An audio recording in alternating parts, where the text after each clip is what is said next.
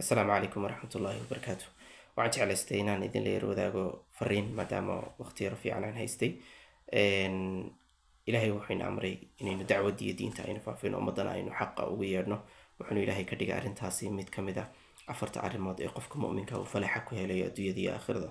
ilaahay wuxuu yidhi wal casri inna al-insaana lafii khusr illa alladhiina aamanuu wa camiluu salixaati wa tawaasaw bilxaqi wa tawaasaw bisabr.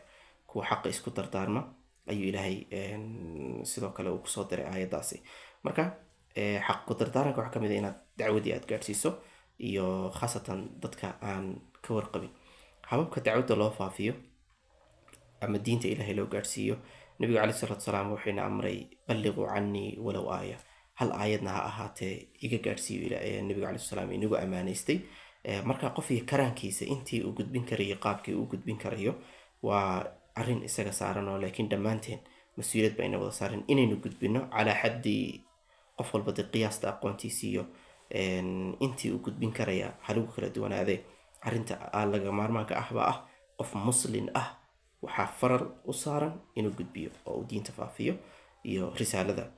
haddaba waxyaabaha kaa caawinaya mid ka mid a dabcan maaha kulluhum laakiin mid ka mid waxyaabaha kaa caawin karaya haddii aan halkan kugula wadaago waxaa ka mid ah ummadda aad doonayso inaad diinta gaadhsiiso.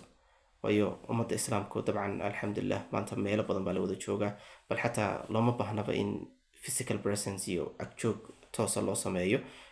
khadkan baa lagu wada xidhiiri karayaayo maanta cid walbo adduunyada joogta aad kula xidhiiri karaysaa. marka dadka goonida aad u abaarayso ee doonayso inaad dacwadda aad gaadhsiiso ha noqdaan masiixi, ha noqdo buddhist, ha noqdo qof hinduism ah oo lo-da iyo waxyaabaha caabida.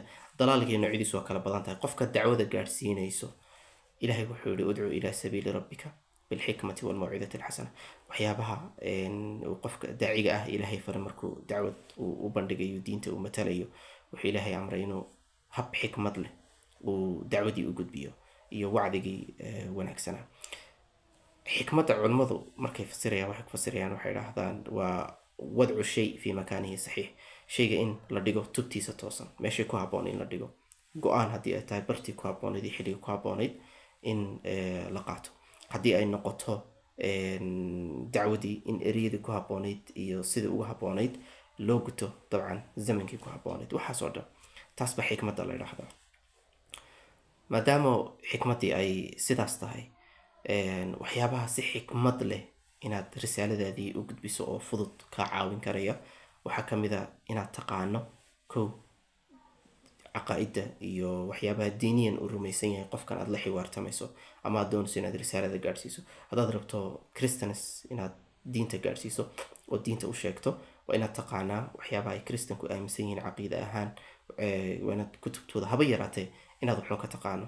waa inaad taqaanaa luqadooda iyo afka ay ku hadlayaan dabcan waa inaad taqaanaa leannahu luqad haddaan laga sinayn, haddaan hal luqadood laisku wada fahmaya labadiina waa idin ku wada xidhiiraynin waxa weeyaan gaabba iyaduna imanaya. marka labadaasiba waa muhiim inaad luqadiina aad garanayso, qofkan aad kula xiwaartamaysay diinta gaadhsiinayso, qofkan aad garanayso sidoo kale waxyaabaha uu rumaysan yahay. waayo haddii kale waxay noqonaysaa aniguna muslim baan ahayo islaamkaas xasan ay soo raac maya waad qaldantaho diinta masiixiyada ama hinduisamka ama yahuudiyada taasaa saxsane kaale soo raac iyo anaa saxsan iyo anaa saxsan faman yasuuqu lximaar. muran baa ugu dambeyn dhacaye dhici maayo xogs weydaarsi iyo in la kala qaato maaragta ama risaaladii aad gudbiso dhici mayso, caqabad baad kala kulmaysaa. marka waxyaabaha aadka u fiican qofkii doonaya inuu dacwad qof aan muslim ahayn u gaadhsiiyo waxaa had iyo jeer aan door bidi lahaa ama fiican ama qurux badan oo min baabi alxikma iyo risaaladii inaad gudato habka ugu fududna kaa caawinaya waa fahanka qofkan inaad fahanto diintiisa, waxyaabaha uu rumaysan yahay, waxyaabaha uu qadariyo ee uu muqadaska u ah, si aad markaa u garato sidee baad qofkan intaasoo dhan aaminsan waxaas aaminsan deyrkaasi idiin dhexeeyo sidee baad fariinta diinta aad u gaadhsiin lahayd. sidoo kale qofku la daruuri yani daruuri maaha inuu qofka noqdo qof aad dacwada gaadhsiinayso. wuxuu noqon karaa qof gaal ah oo diinta ka been abuuranaya ama ku xadgudbaya u baahan marka inaad kibirkiisa jabiso. si aad u jabiso waa inaad garato hubka uu cadowgaagu isticmaalayo. markaad cadowgaaga hubkiisa aad taqaanana sidaad uga hortegi lahayd iyo sidaad ugu diyaar garoobi lahayd waad garanaysaa.